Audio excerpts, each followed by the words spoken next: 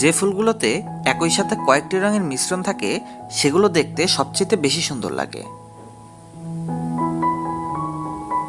এক একটি গাছে অসংখ্য পরিমাণে ফুল ফোটে এবং পুরো শীতকাল জুড়েই এই ফুলটি ফুটতে থাকে। এখানে আপনি যে চারাগুলো দেখতে পাচ্ছেন এগুলোর সবই বিক্রয়ের জন্য তৈরি করা হয়েছে। সরকারি নার্সারিতে প্রতিটি পিটুনিয়া ফুলের চারা 30 টাকা থেকে 40 টাকা দামে বেচাকেনা হয়।